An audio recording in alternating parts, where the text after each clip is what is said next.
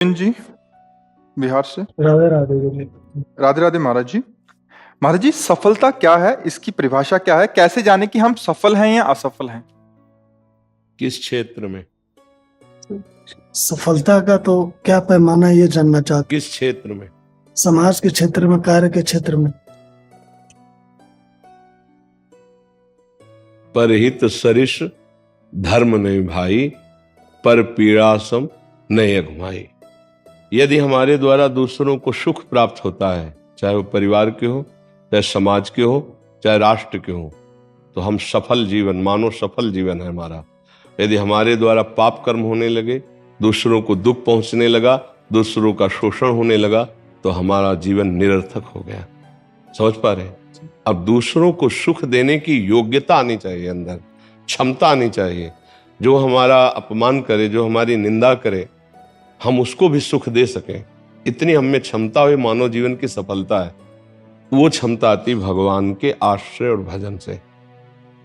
लौकिक और पारलौकिक दोनों उन्नति चाहने के लिए बुद्धि शुद्ध होनी चाहिए, और बुद्धि शुद्ध होती है भगवान के चिंतन से, भगवान के नाम जप से। अशुद्ध बुद्धि वाला भले वो धर्म का नाटक करे, वो केवल अपनी वासनाओं का पोषण ही करता है। किसी से भी मिलेगा, उससे क्या लाभ ले लें यही बात सोचेगा, उससे क्या सुख ले लें यही। और जिसकी ये बुद्धि है वो सुख वांछा है। सुख वांछा वाला कभी समाज का कल्याण नहीं कर सकता, कभी समाज को सुख प्रदान नहीं कर सकता।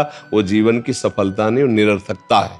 जीवन सफल है दूसरों को सुख पहुंचाकर स्वयं सत्य और सच्चिदानंद को प्राप्ति करना। वो होता है भजन से और परोपकार से। ये क्षमता हृदय में आनी चाहिए। परोपकार किसके दिमाग में चल रहा है?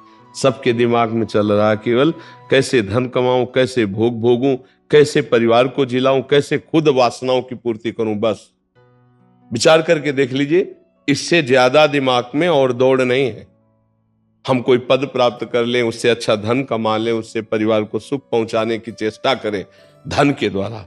अपने परिवार को केवल सुख पहुंचाने की चेष्टा की भावना, अपने शरीर को सुख पहुंचाने की चेष्टा की भावना, ये अधर्म में उतार देती है। जैसे एक दूध बेचने वाला है, अपने परिवार के सुख के लिए वो केमिकल मिलाकर के दूध बना रहा है, और वो भारी संख्या में दूध को बेच रहा है, जिससे हजारों लाखों बच्चे पिएंगे।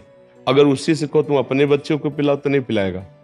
अब वो केवल अर्थ की प्रधानता के लिए जानबूझकर ऐसा आहार बेच रहा है जिससे कैंसर की वृद्धि हो, जिससे आंतें खराब हो, जिससे शरीर अस्वस्थ हो। अब वो क्या सफल है? खूब धन कमा रहा है, क्या समाज में उसे सफल व्यक्ति माना जाएगा? विचार कीजिए। एक आदमी है जो अपने धर्म से चलता है लेकिन गरीब है, लेकिन वो किसी का अहित नहीं करता, किसी का मंगल नहीं करता है, उसका सफल जीवन माना जाएगा। आज हम सफलता धन से, अच्छा मकान बना लिया, बढ़िया गाड़ी लिया, चाहे वो अधर्म की पूर्वक हो, लेकिन उसके आचरण, उसका व्यापार या उसका कर्तव्य वो उसके साथ बिल्कुल विपरीत चल रहा है। वो अपने कर्तव्य का पालन नहीं कर रहा, अधर्म आचरण कर रहा है और दुर्गति को प्राप्त होगा। तो क्या आप उसे सफल जीवन कह सकते हैं? जो अधर्माचरण, आप विचार कीजिए कितना कितना मतलब दर्दनाक विषय है कि जिनसे हम हाथ धो करके भी कई बार धोना चाहेंगे, ऐसे पदार्थ दूध में मिलाए जाते हैं। मतलब ऐसे पदार्थ दूध वो बना, बिल्कुल वो मतलब जहर समझो ऐसा। अब वो दूध ऐसी पवित्र वस्तु है कि अब सब जो फ्लैटों में रह रहे हैं, मकानों में रहे, गाय तो सब पाल नहीं सकते फ्लैट में, अब वो दूध लेंगे ही ना। अब वो दूध कितना नुकसान करेगा। ऐसे ही आपके अंगूर देखने में चिकने और स्वादिष्ट हो, इसलिए केमिकल, इतना बड़ा हौद बना केमिकल का, और उसमें डुबो डुबो कर अंगूर रख रहे हैं। अब वो अंगूर जो खाएगा वो बीमार पड़ेगा। ऐसे सारी सब्जियां, ऐसे ऐसे केमिकल। अब ये क्या उन्नति हो रही समाज की? हमारे समाज की अवनति हो रही है। आज उन्नति पाए मानी जा रही है केवल अपनी वासनाओं की पूर्ति की। इसे समाज की उन्नति नहीं कहते। धन दे करके किसी भी प्रकार से पद में पहुंच जाना और पद का दुरुपयोग कर देना, इसे उन्नति नहीं कहते। धर्म पूर्वक दूसरों का सुख देखते हुए जो चलता है उसे उन्नति कहते। पर इस उन्नति को संसार नहीं मानता, इस उन्नति को भगवान और भगवान के निज जन मानते हैं। तो ऐसी उन्नति कौन चाहता है? ऐसा लाखों में कोई एक होगा कि नहीं साहब, आप चाहे जितना धन दें, हम जानते हैं कि ये दोषी तो इसको दंड दे के रहेंगे और ये निर्दोष है इसको छोड़ के रहेंगे। ऐसा नहीं होता। कोई बिरला ही ऐसा लाखों में कोई मिलेगा, नहीं तो सब। तो ये संसार की उन्नति, प्रधान धन बुद्धि सुख बुद्धि, उसे उन्नति नहीं कहते। वो एक दिन इतना बुरी तरह नष्ट होगा, उजड़ेगा कि उसके मतलब रोने वाला कोई नहीं बचेगा। आप ये भी समझ लो, अधर्मी का विनाश ही होता है।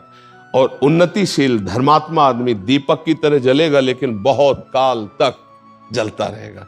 आप कौन सी उन्नति मानेंगे, जो हाइलोजन की तरह जले और फ्यूज हो जाए, या दीपक की तरह बहुत काल तक जलता रहे और दूसरों का मंगल करे? दीपक वाला है। हाँ, इसी उन्नति की तरफ बढ़ना चाहिए। और इसी उन्नति को बढ़ाने के लिए ये प्रवचन होता है, ये शास्त्र हैं, जो संत जन वास्तविक भगवान के मार्ग में वो इसी बात को समझाना चाहते हैं।